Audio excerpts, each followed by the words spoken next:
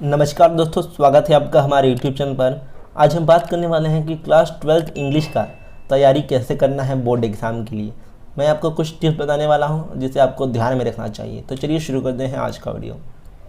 तो देखो, सबसे पहले अगर आपके पास टेक्स्ट बुक है नहीं इंग्लिश का तो जाके उसे खरीद लो मार्केट से। इसका प्राइस है 104 रुपया, 104 इसका प्राइस है। आप एक बुक का इमेज देख सकते हो। यही बुक आपको लेना है, इंग्लिश के लिए स्टेट बोर्ड का बुक है।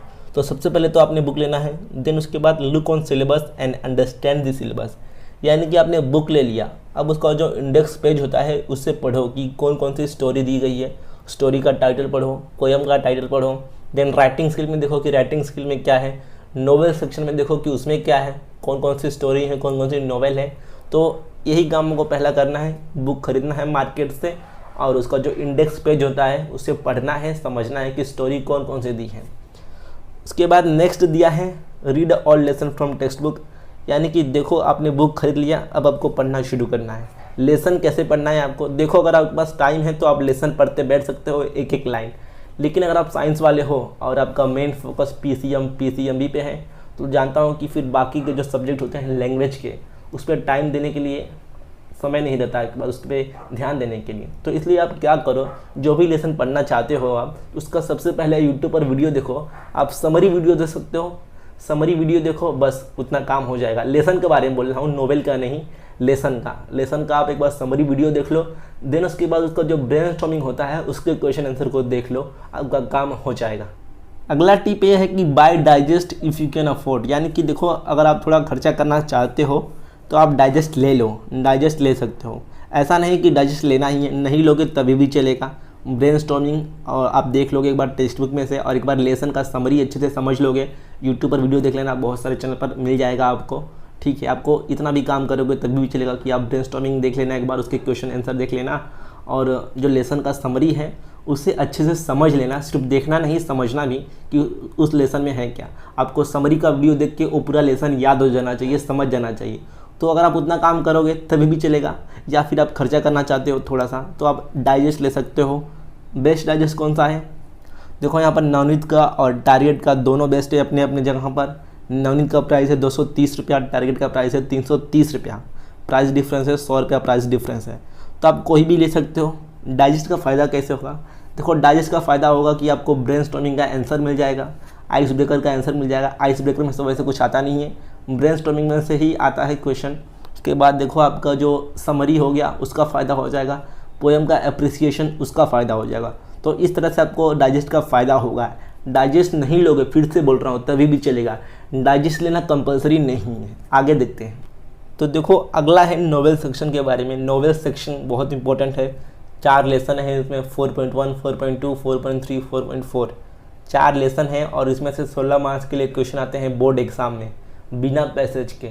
इसलिए आधे जो स्टूडेंट होते हैं वो पहले ही डर जाते हैं कि बिना पैसेज के आएगा क्वेश्चन तो हम लिखेंगे कैसे। बहुत लोग इसे अटेम्प्ट करते ही नहीं, छोड़ देते हैं। पहले ही मन बना के आते हैं कि हम वाला लिखेंगे ही नहीं। देखो, कुछ नहीं लिखने से अच्छा है ना थोड़ा मोड़ा लिखना, 1-2 लाइन, उससे मार्क्स मिलेगा। अगर आपको कुछ नहीं लिखोगे उधर पे तो मार्क्स 0 मिलेगा। लेकिन कुछ भी लिखोगे ना, एक आध लाइन, तो मार्क्स मिल ही जाएगा वहाँ पर। इसलिए ना, जो भी ब्रेनस्टॉर्मिंग का क्वेश्चन है नोवेल सेक्शन के लेसन में 4.1, 4.2, 4.3, 4.4 उसे अच्छे से करो। अगर आप पूरा लेसन पढ़ना नहीं चाहते, पूरा नोवेल पढ़ना नहीं चाहते तो आप ब्रेनस्टॉर्मिंग का क्वेश्चन है उसे करके जाना। अगर आप नोवेल भी पूरा पढ़ते हो तो बहुत अच्छा है। लेकिन नोवेल को पढ़ने के लिए सबसे पहले आपको क्या करना चाहिए, यूट्यूब पर उसका समरी वीडियो देखना चाहिए। यूट्यूब पर वीडियो देख के बाद में खुद से टेक्स्ट बुक में पढ़ने का कोशिश करना चाहिए। जो हार्ड वर्ड मिलेगा आपको उसको अंडरलाइन करके गूगल पर उसका मतलब देखना है हिंदी में, फिर आपको पूरा अच्छे से समझ में आ जाएगा।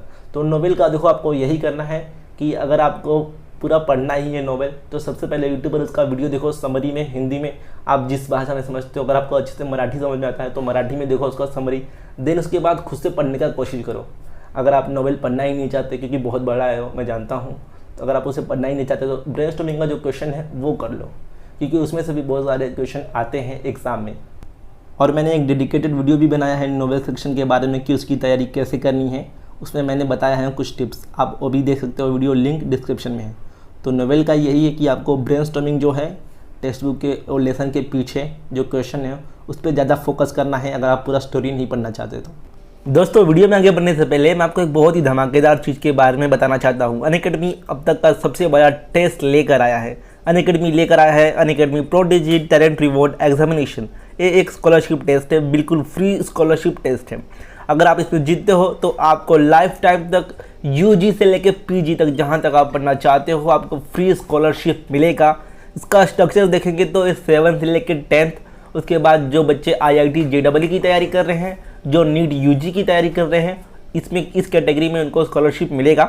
ये ऑनलाइन टेस्ट होने वाला है। 1 घंटे का 4 टेस्ट होगा।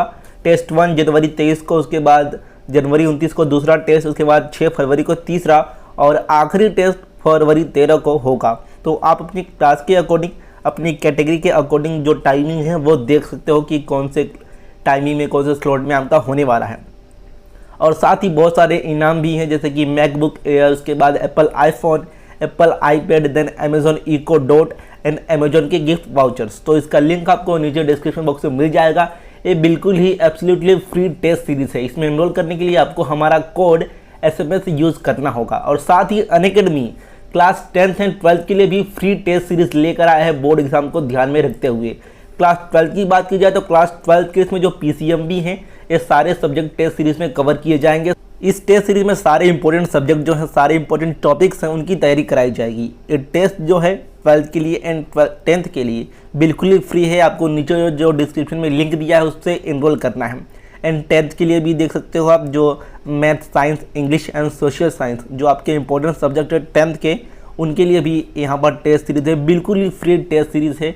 आपको नीचे जो लिंक दिया है डिस्क्रिप्शन बॉक्स में, उसमें से एनरोल करना है हमारा कोड SMS यूज़ करके। सबका लिंक डिस्क्रिप्शन में है, आप एक बार ज़रूर चेकआउट कीजिएगा।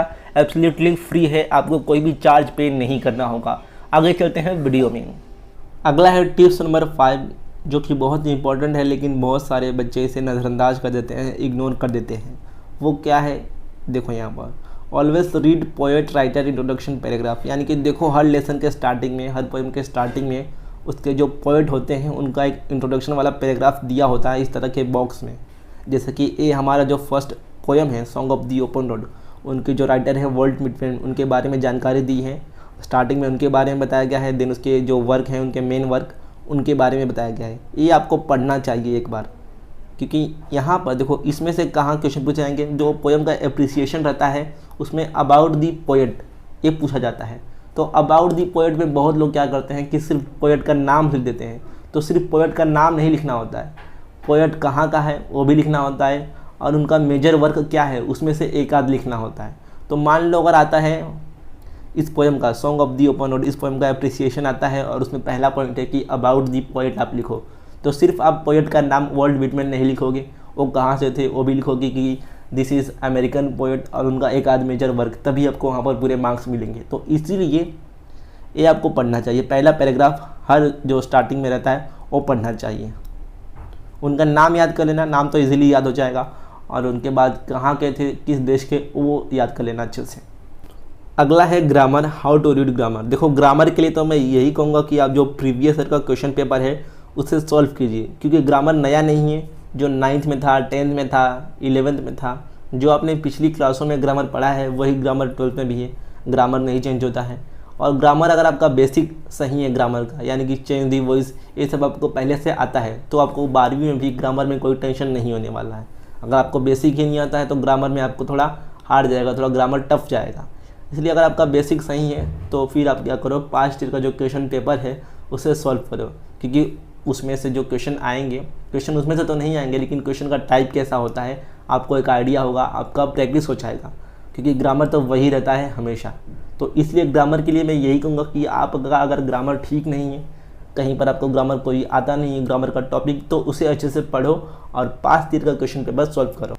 देन अगला 7वां टिप ये है कि know the format of appreciation. जी हाँ, पोएम का एप्रिसिएशन कैसे लिखा जाता है आप एक बार जान लो, अगर आपको आता नहीं है। अगर आपको आता है, पहले से 11th में आपने अगर अच्छे से सीखा था, अभी भी आपको आता है तो कोई बात नहीं, बहुत अच्छी बात है। अगर नहीं आता है तो अभी भी आपके पास टाइम है, बोर्ड एग्ज़ाम से पहले आप इसे अच्छे से समझ लो, क्योंकि यहाँ पर 4 मार्क्स हैं और 4 मार्क्स आपको मिलने ही चाहिए, क्योंकि ये आसान होता है। लेकिन बहुत सारे लोग यहाँ पर बीच बीच में मिस्टेक कर देते हैं, इसलिए उनको पूरा मार्क्स मिलता नहीं है। अभी मैंने बताया ना कि कौन सा मिस्टेक होता है, जैसे कि अबाउट दी पोएट में सिर्फ बहुत सारे लोग वहाँ पर नाम लिखते हैं पोएट का, उसके बारे में जानकारी नहीं लिखते हैं। तो आप वहाँ पर उसके बारे में जानकारी लिखोगे, एक आध लाइन पोएट के बारे में, तभी आपको वहाँ पर पूरे मार्क्स मिलेंगे। ऐसी ही छोटी छोटी मिस्टेक से आधा आधा मार्क्स जाते रहता है, और वही आधा आधा मार्क्स एक दो मार्क्स में बन जाता है और आपका 1-2 मार्क्स कम हो जाता है। इसलिए छोटी छोटी मिस्टेक भी नहीं करनी चाहिए। तो ये हो गया 7वां पॉइंट कि आपको अप्रिसिएशन कैसे लिखना है, ये एक बार सीख लो। देन अगला है राइटिंग स्किल। तो इसमें भी कोई रॉकेट ट्रिक नहीं है, कोई रॉकेट साइंस नहीं है कि कैसे लिखा जाता है। आपने राइटिंग स्किल 11th में भी सीखा था, सेम 11th वाला ही राइटिंग स्किल 12th में भी है। जो आपको लेटर राइटिंग था, लीफलेट नहीं है, लेटर राइटिंग, फिल्म रिव्यू हो गया, रिपोर्ट राइटिंग, स्पीच, वो सब जो 11th में था वही 12th में भी है। तो इसलिए इसमें भी यही कहूँगा कि यार फॉर्मेट नहीं आता इसका, तो एक बार सीख लो। जिस टॉपिक का आपको फॉर्मेट लिखना नहीं आता, जैसे ईमेल का फॉर्मेट क्या होता है वो नहीं आता, तो सीख लो, बस वही। तो देखो राइटिंग स्किल हो गया, ग्रामर हो गया, इसमें यही सब है, नया कुछ बताने के लिए है नहीं। आपको इसमें क्या करना है, जो आपने पिछली क्लासों में सीखा था वही आपको इस ईयर भी रहने वाला है 12th में। राइटिंग स्किल में वही रहेगा, ईमेल राइटिंग हो गया, रिपोर्ट राइटिंग हो गया, वही सब आपको रहने वाला है। इसलिए ज़रूरी ये है कि आपको उसका फॉर्मेट पता हो और लिखा कैसे जाता है। इसलिए अगर आपको फॉर्मेट पता है तो बहुत अच्छी बात है, नहीं पता है तो अभी भी टाइम है, बोर्ड एग्जाम से पहले समझ लो इसे अच्छे से कि कैसे लिखा जाता है। यूट्यूब पर वीडियो देखो, बहुत सारी वीडियोस यूट्यूब पर हैं। देन लास्ट में तो मैं यही कहूँगा कि इंग्लिश को लाइटली मत लो। देखो बहुत सारे लोग इंग्लिश को लाइटली लेते हैं, हल्के में लेते हैं। अगर साइंस वाले हैं तो वो क्या करते हैं, PCMB पर ध्यान देते हैं, PCM पर ध्यान देते हैं। कॉमर्स वाले BK हो गया, SP हो गया, इको हो गया, उस पर ध्यान देते हैं। और आर्ट्स वाले भी अपने मेन सब्जेक्ट पे ध्यान देते हैं। इंग्लिश को और हिंदी जो लैंग्वेज सब्जेक्ट रहता है उसको सब लोग हल्के में लेते हैं। बाकी का बात छोड़, मैं इंग्लिश का बात करता हूँ। इंग्लिश को आपको हल्के में लेना नहीं, क्योंकि इंग्लिश भी बहुत टफ है। ग्रामर बहुत लोग को नहीं आता है। राइटिंग स्किल हो गया, उसमें आपको अच्छे मार्क्स नहीं बहुत लोगों को अच्छे मार्क्स मिलते नहीं हैं। देन नोवेल हो गया 16 मार्क्स का, वो तो बिना पैसेज के आता है, उसमें आपको मेहनत करना ही पड़ेगा। तो इसलिए इंग्लिश को हल्के में मत लो, डेली उसे भी पढ़ो, ज़्यादा नहीं, आधा घंटा पढ़ो। आधा घंटा में क्या पढ़ लोगे? आधा घंटा में आप समरी पढ़ सकते हो किसी भी लेसन का, किसी भी पोएम का। आधा घंटा इंग्लिश के लिए बहुत है। आपको ग्रामर नहीं आता, ग्रामर एक बार देख लो यूट्यूब पर, तो आधा घंटा भी आप पढ़ोगे इंग्लिश तभी भी बहुत है। बाकी का जितना आपका टाइम है वो मेन सब्जेक्ट को देना और आधा 1 घंटा इंग्लिश पढ़ लेना।